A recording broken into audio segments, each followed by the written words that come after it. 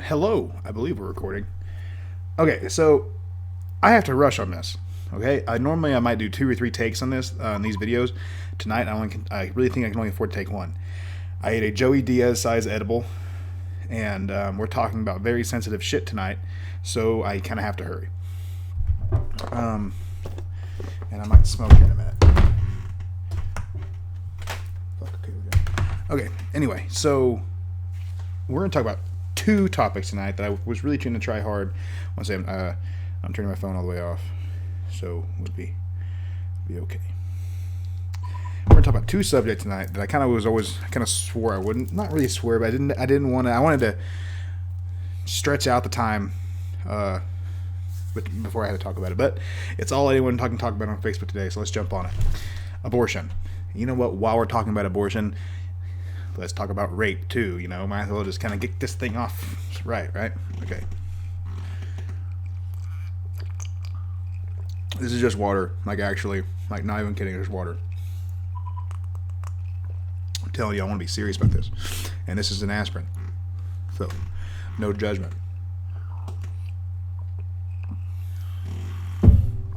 Okay. So, first of all, let's all understand this first thing.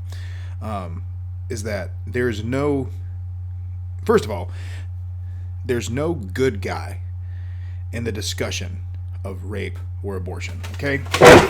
Sorry, I know that's probably loud. But what I mean by good guy is there's no way to talk about abortion or rape that will make everybody happy. Right? It is such a divisive topic, but not only is it such divisive topics, they're just complicated and cluttered, right? And people try to break them down where they're very simple, but they're not. So I'll start with the one I have the most experience with and I'm the most educated in, and that's rape and rape prevention. I've been teaching self-defense for a very long time, and I've had students of mine who were rape victims, and that's why they got into martial arts. And I've had women who were not rape victims come to learn martial arts to learn rape preventative things. And that's a completely separate video. That topic there, the rape prevention thing, is a completely different video, so I'm going to try to avoid it. But that's what I mean by I've experience with it.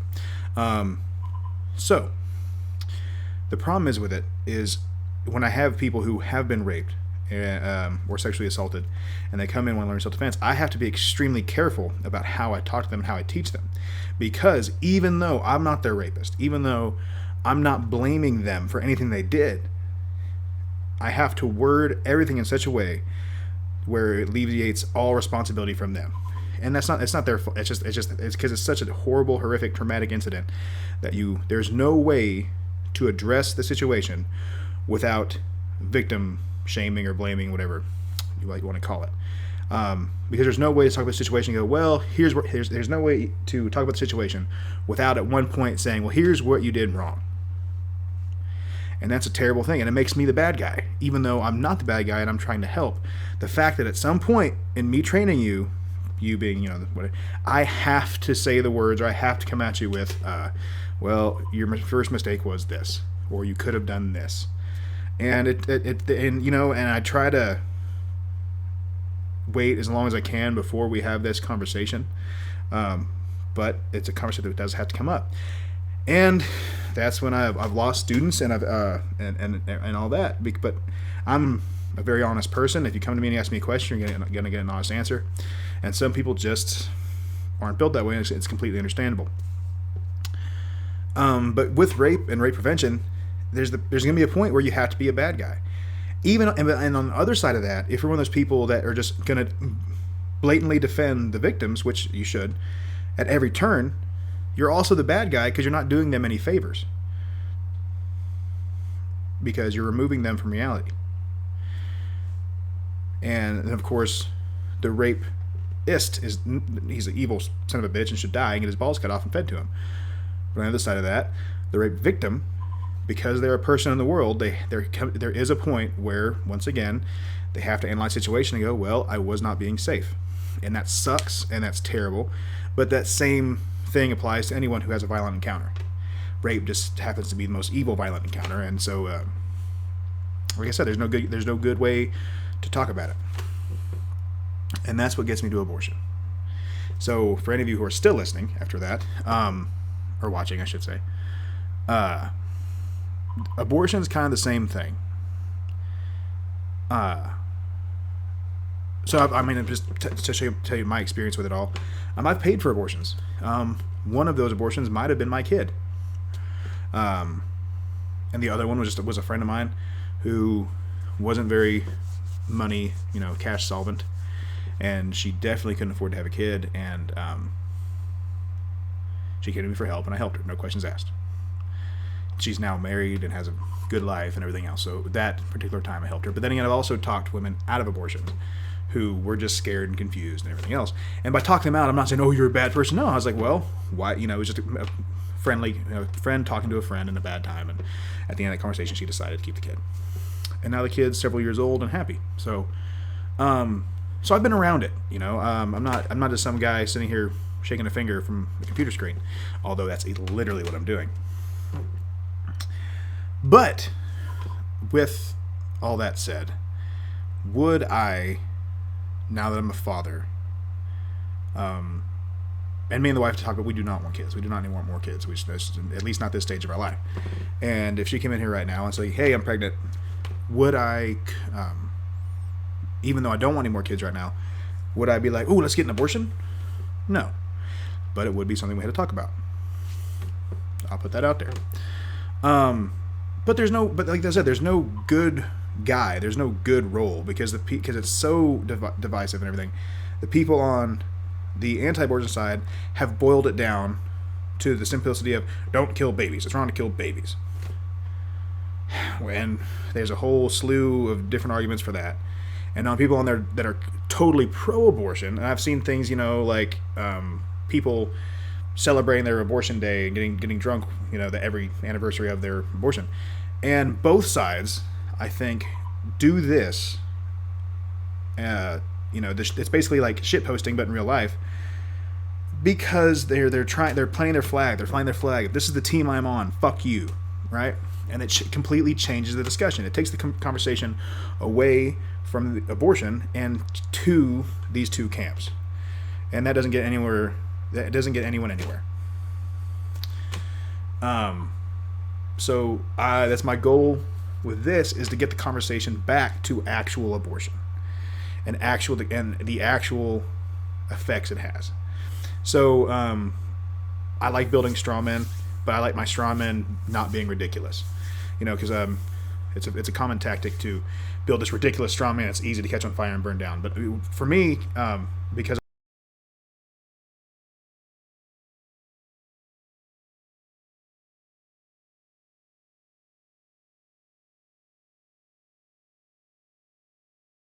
a pretty standard, not standard, but I mean a very believable situation. Let's work through it.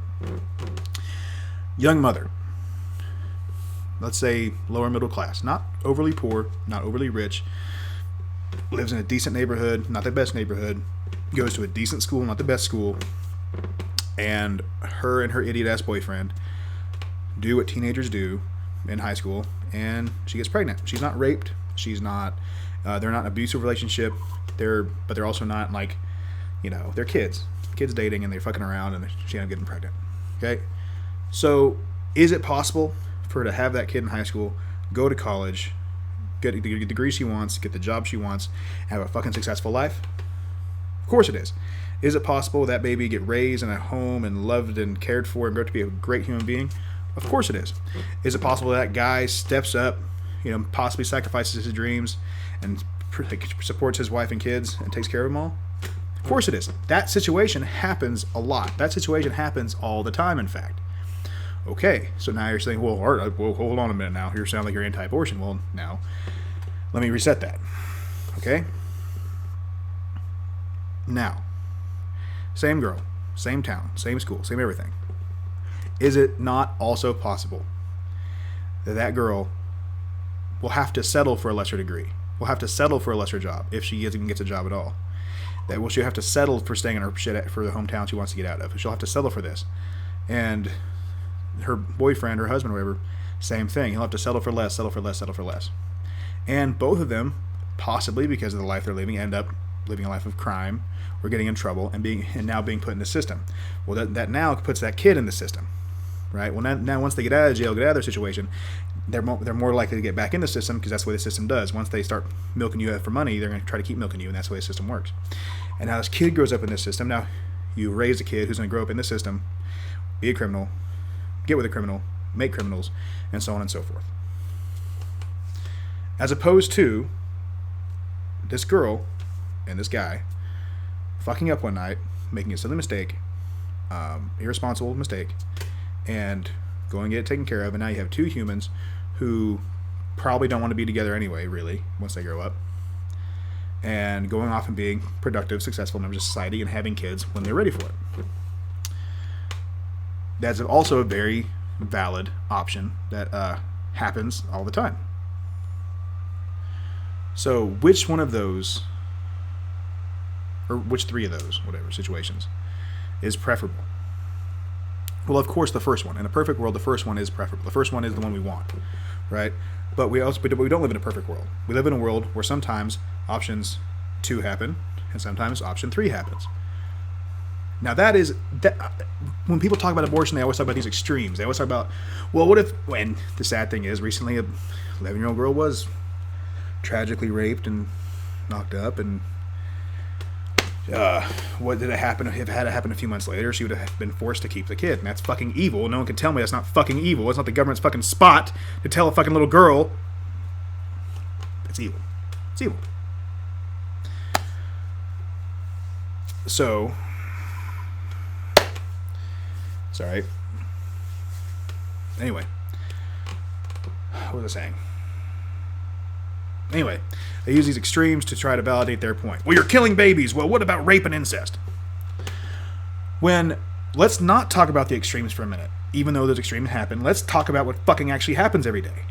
Every fucking day. I live in fucking the Bible Belt, middle of fucking nowhere, Oklahoma, right? And I love my fucking state. I went to high school in a fucking nice, upper middle class, white town. All right, I've lived in extreme poverty and impoverished-stricken places before. Okay, but I went to high school in this fucking rich, upper-class, white town. And let me tell you something: when the rich girls got pregnant, they were no longer pregnant the next year. When the poor girls got pregnant, they had the kid, grew up. Some of them prospered and did option A. A lot of them didn't. So what that tells me is this isn't like everything else, this is not a actual moral issue. This is a class issue. Which is that whole privilege thing. I'm sorry, I'm on a rant now. I tried to keep it professional. Let me cool down. Anyway, so what this all boils down to for me, and I hope you got some, sorry, I went on a rant. Like I said, I can't do this again. I hope the next time you go into one of these discussions on Facebook or in real life or whatever have you, is that you use the tactic of reality. Rather, you're on the anti-abortion side or the pro-abortion side. There's enough real shit to talk about.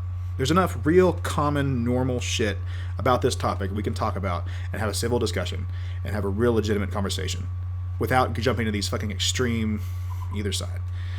And I hate to call it, it's really not a straw man when using these extreme examples, because the extreme examples do happen.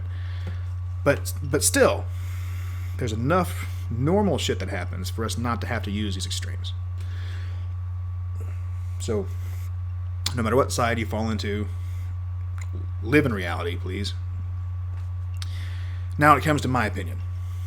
Unfiltered, just raw opinion. By God, that Joey Diaz cookie is starting to fucking kick in. So here we go.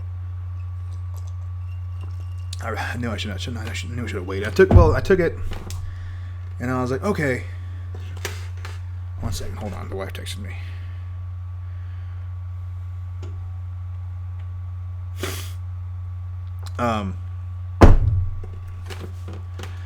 I took it. I was like, okay, I'm going to go record. And then I had to do dad stuff. And I was like, well, fuck, it's been like 40 minutes. Here we go. Anyway, so now we're here. So my raw, and this video is going to be a little long. My raw, unfiltered opinion on it. people are cancer, and we're bad. We're bad for the earth. We're bad. I mean, the number one cause of everything wrong with people is people. I'm not saying human life has no value, but I am saying that, you know, the more people, the more problems. And I'm not calling for genocide or attack or anything else. I'm just saying. I think it's pretty. High populated areas have more crime and more everything else and more bad stuff. Why? Because there's just more people there. That's just going to happen. So from that raw Thanos-esque point of view, I'm all for abortion. But second of all, without getting into the whole government thing yet, just purely on morals based here, it's a situation by situation thing. Some people just should not be fucking parents. A lot of people say that about me and said that about me. I'm hoping I'm proving them wrong, but you know who you are. I think if you just don't have that parent bone in you, and you just don't have that gene or want, it's not the Bronze Age anymore. If you just don't want kids and would be a bad parent, don't have kids. I'm not trying to be a dick. You know who you are. I'm not saying ban stupid people from breeding. No, I know some very highly educated people who are just like, I don't want kids, and I don't care how smart you are or how rich you are, how poor you are. If you just do not want the kid and then end up getting the kid, you're gonna end up resenting the kid. Like, it's gonna be, and that kid's not gonna get the best life, and you're not gonna get the best life, and no one's gonna be happy, and you both run a high risk of getting in the system and crime and everything else. So, and on top of that, you know, system dependence and taxes and everything else. So honestly, don't. And if you happen to get knocked up by accident or whatever, sure, get it. Because I'd rather you not have a kid and go get an abortion than raise a kid who commits crimes or gets hooked on drugs and dies and causes that tragedy, or, you know, it's just not a good scene.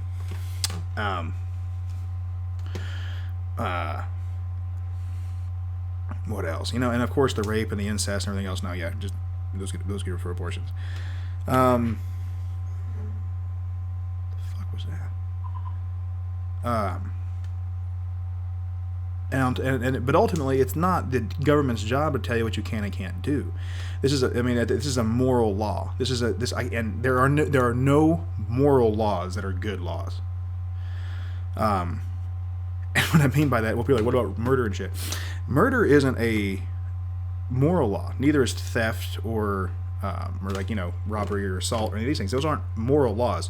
Those are actually infringement and protective laws, because you are damaging. It's about property and, you know, actual things there.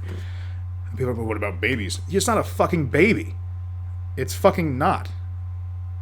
If I hand you a fucking embryo in one hand and a fucking 2-day-old baby and fucking, you know, or let me say this, if I throw both at you, I guarantee you're gonna catch the fucking baby and not the embryo, because there's a fucking difference. I mean, there is. And no, that thing doesn't have rights. That thing's a parasite until it leaves the body. I'm not gonna fucking get in line and chant over removing a fucking non-cancerous tumor on you. Like, say you have a fucking tumor. It's a living thing. It has a pulse and it gets blood flow and has hair and skin and everything else. Oh, it has rights. No, it doesn't. It's a fucking tumor. Get it out of there, right? I don't care. I don't fuck it. Boo-hoo. Oh, you're advocating killing babies. You're damn right I am. Fuck it. I don't give a shit. If you are stuck in that mindset where that's just, you know, your morals dictate everyone else's morals, hey, good for you, man. It's not my bag. It's not my place to tell people how they should live their lives. I mean, my next door neighbor that lives 20 feet away from me could get 1,000 abortions, and it'll never affect my life at all. I don't care. I truly do not give a shit. There's way more important and bigger things for me to actually give a shit about than what other people do with their genitalia and their fucking lives. You know. So that's it's not the government's place to tell people what they can and can't do when it comes to that shit. You know, these moral laws are just that. They're just fucking no, fucking moral laws. You know, and the thing is, like, if you're against abortion, I mean, ultimately, if you're against something, don't do it. You know what I mean? Like, if you don't like guns, don't get guns. Don't like an abortion, don't get an abortion. But on top of that, it's just the people. It just seems to, because those extreme cases do happen on both sides. You know, I mean, there are people out there just using abortion as birth control, and there are children out there getting raped and impregnated. Both these extremes do happen. And so, if you were gonna ask me which one of those things do I condone, you know, a woman using abortion as birth control, or letting an 11-year-old girl who was abused and raped, everything else, getting abortion to fucking save her life, and I mean, maybe not literally, but you know, pretty much. Which one of these am I okay with? I will do whatever I can, short of fucking very little, to help that girl get the help she needs. I don't care if slutty Sally over here, like I said, gets 1,000 abortions. It'll never affect me. That little girl, even though I don't know her, she's not my tribe, whatever else, but she's a fucking 11-year-old girl, right? And she got fucking raped, abused, everything else. This is an extreme. This is an extreme example, but it's a fucking real example.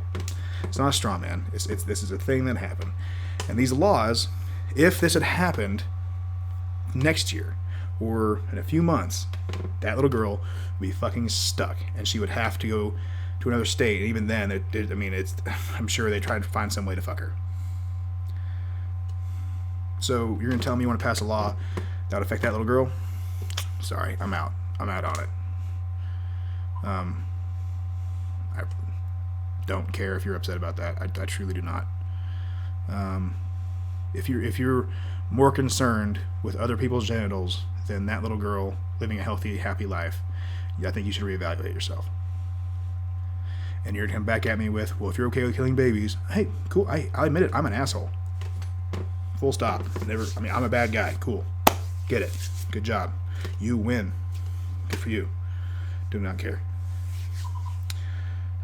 Anyway, I should stop this before I get weird with it. So, y'all have a good night. This was a fun episode, wasn't it?